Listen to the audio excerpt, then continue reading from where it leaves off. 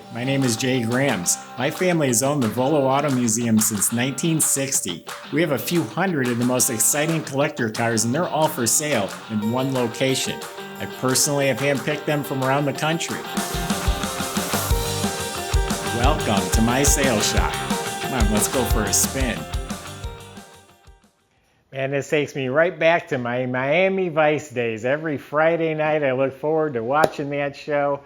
And here we go. We've got a Ferrari Daytona tribute car. This is built on a 1981 Corvette. It's a very authentic Mcburnie reproduction car. It was built in the late 80s.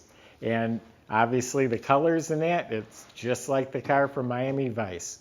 Go to volocars.com. That's where you can read all the specs, study all the information we have posted. And that's where you find the prices on all of our collector cars. If you just enjoy watching the video, subscribe to our YouTube channel, click on the bell icon, and you'll be notified as the new ones are posted.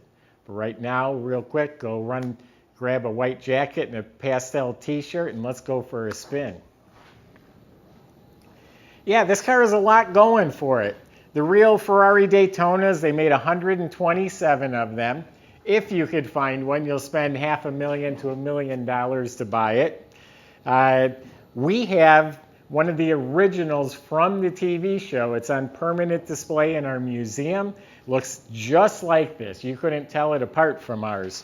And I tell you, we paid six figures for our car, and it was in horrible condition. We had to restore the whole car.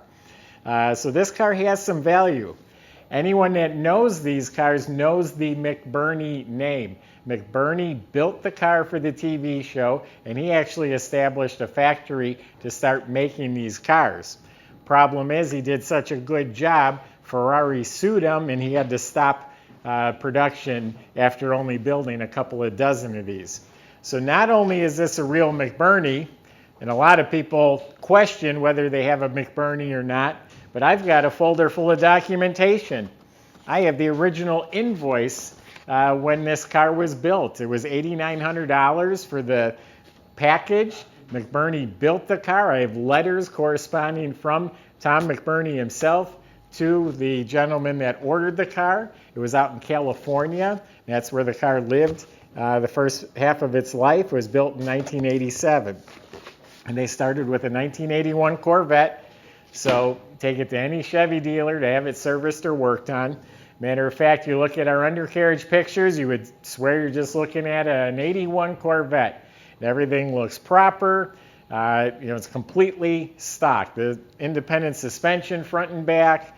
It has a turbo 350 automatic, I believe. Back in 2010, this car was taken to a Corvette restoration shop, and they spent $9,300 or $9,200 having the car serviced. So there are some miscellaneous parts under the car that look more recent, but the car was completely gone through at that time.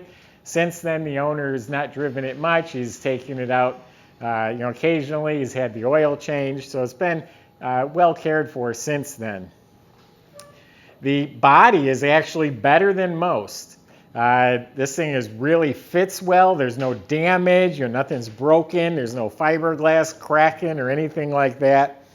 Now these came as a gel coat, so I'm not sure if this has ever been repainted or if this is still the black gel coat, but it is super glossy, super shiny.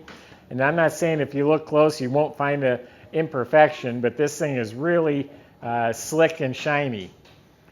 Over the years, I've had a few dozen of these in red and yellow and black. They're never pristine. I don't know why, but nobody spends the $100,000 to make them perfect. This is really one of the better ones that I've seen. And it's very authentic. Like I said, the body lines in that are just like the Ferrari. It has Ferrari logo here. This one has the pop-up headlights, has the bumperettes. The bumpers are in good shape. They're not perfect, but they're good. Has the Ferrari emblem right here in the middle. Has Zenith wire wheels with the Ferrari logo on the spinner in the middle. Those are actual knockoff wheels. Tire looks a little bit taller, a little fatter in back. Has the Ferrari style door handles. Oh, I hit the power door lock. There's a switch in the console there. I was wondering what it was that locks the doors. Obviously it works. I have the invoice in there for the interior. Way back in the 80s, it was, I think, $30-something $100. It's all Connolly leather. That's what they use in the Rolls Royces. All of it's leather. The door panels, armrests, seats, the center console, all Connolly leather. And this was done in the late 80s, so it's unabused. It's not torn or anything, but it is aged. It has the, not cracks, but the creases in the leather. And the driver's seat's a little worn from getting in and out. So it has some age on it, but it's not ripped up or torn. All the light color carpet's real nice. Has the Ferrari style dash. Stuart Warner match set of gauges. Has the Corvette tilt column with a wood steering wheel. And of course the seats are upholstered and the door panels are made to look like a Ferrari. Has power windows. Has the same Sony stereo. I have the paperwork for that too when that was bought back in the 80s. Has a CD changer, and there's 2 subwoofers in the trunk. Convertible top is a black cloth top. We have pictures of it on our website. It folds up easily.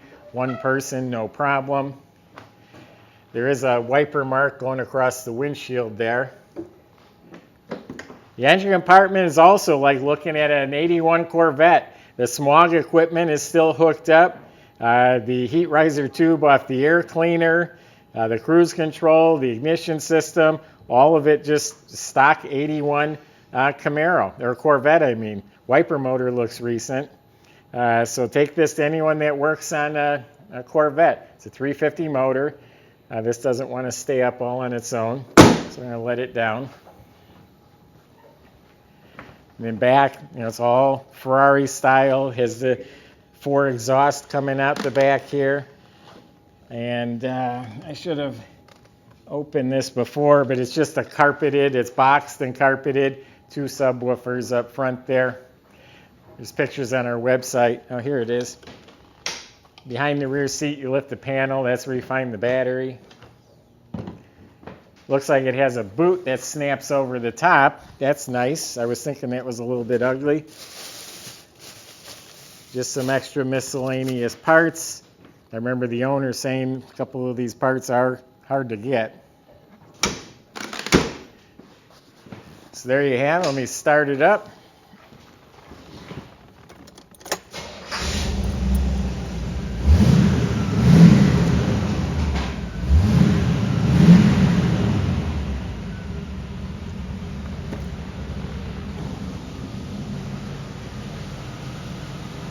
So I've not seen it with the headlights open. That's pretty cool.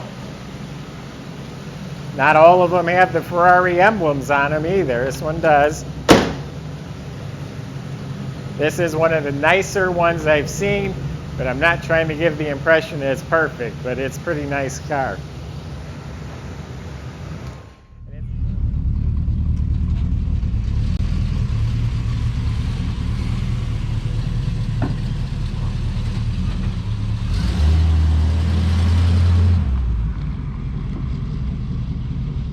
It's a substantial car. We have one of the largest collection of Hollywood cars, the General Lee, Back to the Future, and the Miami Vice car is definitely up there on that list. So people are going to recognize this. You're going to have a blast with this car, and it's still very collectible. 1, because it's a reproduction of a $500,000 car. 2, the TV show made it famous. There were 3 stars on that show. It was Tubbs, Sonny, and this car right here. And 3, it's a real Mcburnie with documentation. That means a lot to the people that do collect these. So it does have a lot going for it. Someone's just going to have a blast with this car. Go to volocars.com. I gave you my impression of the car. There's plenty of ways to contact the salesman. They can answer any questions or concerns you might have. They can get this delivered to any driveway in the country. They can help you get financed. Go to volocars.com. If you enjoy watching the videos, you never know what we'll get next. You can subscribe to our YouTube channel, click on that bell icon, and you'll be notified as the next one's posted. Thanks for watching.